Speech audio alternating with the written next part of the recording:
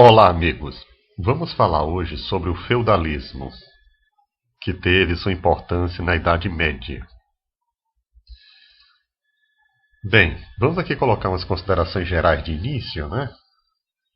Porque é um assunto que traz muita discordância entre os historiadores. Como antecedente do feudalismo, nós temos que o feudalismo foi um tipo de organização socioeconômica e, sobretudo, política, né? Que caracterizou toda a Europa, não a Europa, mas a Europa em boa parte de toda a Idade Média. Perfeito? A gente pode até considerar que o feudalismo foi um sistema originário, né? Que teve suas bases a partir de aspectos de fusão de costumes dos povos germânicos e dos povos romanos. Perfeito? As invasões bárbaras e a própria queda do Império Romano fez com que, para muitas pessoas de Roma, essas cidades teriam que ser abandonadas, né? E eles fossem morar em propriedades rurais, né? Propriedades estas, né, que foram denominadas de vilas e que essas vilas após deram origem aos feudos. Diversos camponeses eles buscavam, então, proteção, né, nesses locais chamados feudos, né? Esses senhores da terra, como troca dessa proteção, né, exigiam uma produção agrícola, né? E formou-se então uma relação de trabalho, né, que ficou conhecida em todo o meio dos historiadores como colonato, né? Com o passar do tempo, né, todo o poder ele transformou-se numa concentração, né, sobre a égide do senhor feudal, não é? Que eles eram os senhores da terra, que eles administravam as vidas das pessoas, né, dos camponeses, né, de modo que eles queriam. As atividades agrícolas eram predominantes, né? Praticamente era a única atividade econômica, o comércio ainda era bastante pequeno.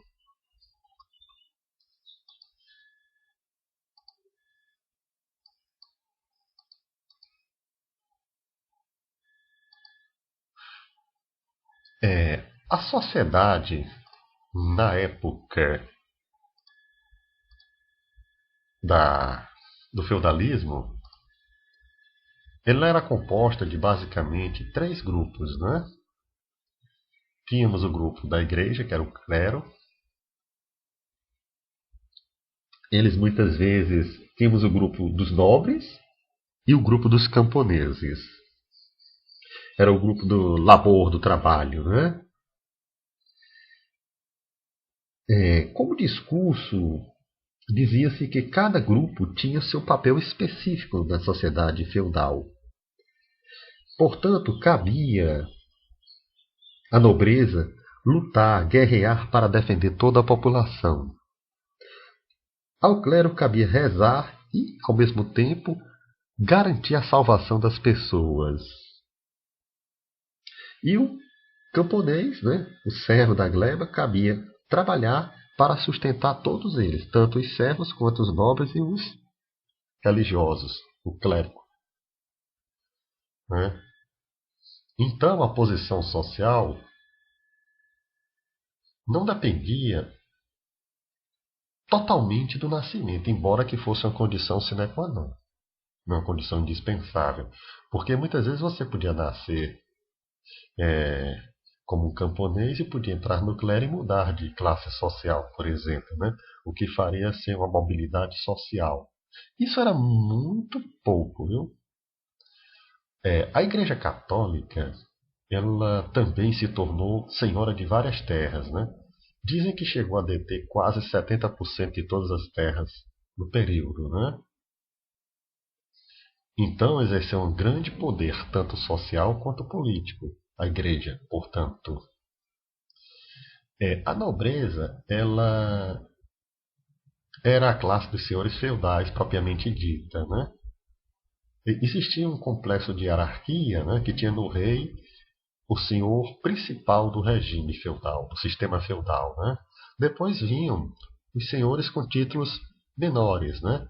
Esses títulos que a gente até conhece até hoje, né, dos filmes e da própria leitura de livros de história, eram de duques, condes, viscondes, barões, né? E os próprios cavaleiros que ficaram muito conhecidos em filmes, né? Os cavaleiros da época medieval. Bem, o sistema feudal ele possuía o que nós chamávamos de sucerano e vassalo, né? O sistema feudal ele possibilitava, por exemplo, uma concessão de terras, né, entre nobres. E para os germânicos, aqueles chamados bárbaros, isso era chamado de comitato. O senhor de terra, portanto, ele era o sucerano, né?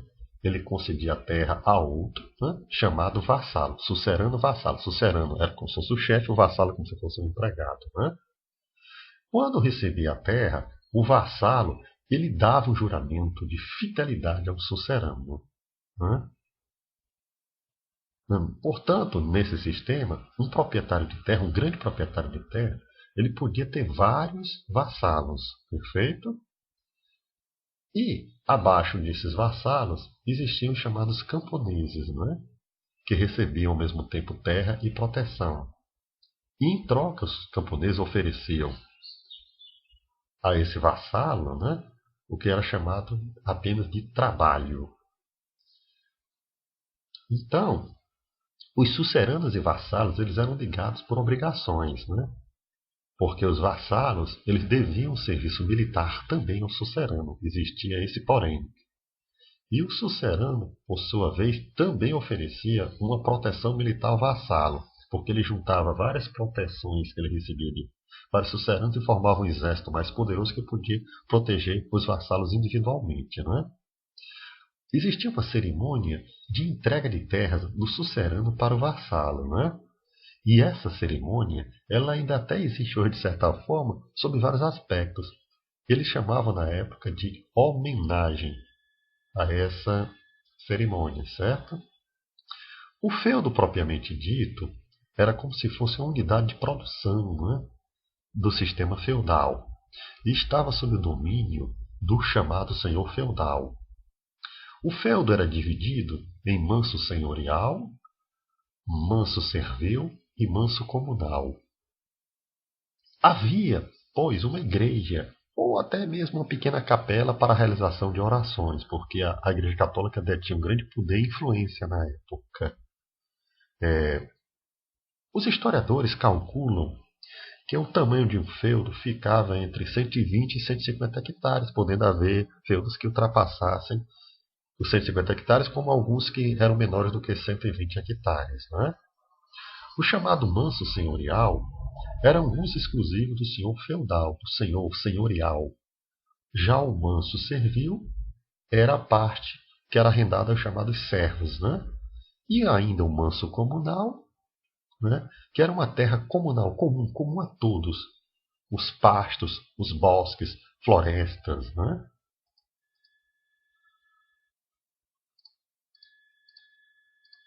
E, continuando aqui, a servidão, o que era essa servidão? Né? Todos os camponeses eles eram chamados de servos da gleba. E eles estavam ligados umbilicalmente à terra.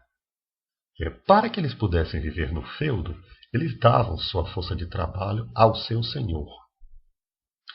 O servo ele tinha várias obrigações, né, para com os senhores feudais e também para com a igreja. Dentre essas principais obrigações, por exemplo, a corveia. O que era isso? Era o servo trabalhar alguns dias por semana na terra do senhor feudal sem receber nenhuma remuneração, certo? A junção de um grupo de camponeses era chamada de vilão. Né? Então esses vilões, eles não estavam basicamente presos à terra. Eram descendentes de pequenos proprietários, né, de terras da época dos romanos, chamados clientes. Também esses vilões entregavam aquelas suas terras em troca de proteção. Existia uma coisa chamada talha, que consistia basicamente em entregar parte da produção para o senhor feudal. certo? Em troca de nada. Era uma obrigação, certo? Do servo. Já a banalidade existia e era basicamente pagar uma taxa para usar equipamentos que eram de propriedade do feudo, ou seja, de propriedade basicamente do senhor feudal, né? E, além do mais, existia um termo bastante esquisito que era chamado mão morta, né? O que era isso? Era pagar uma taxa em caso de falecimento do pai de família. Ou seja, a família tinha que pagar uma taxa em caso de falecimento desse pai, né? Basicamente era o que tínhamos para hoje. Espero que tenham gostado. Continue a gostar de nosso canal, a se inscrever em nosso canal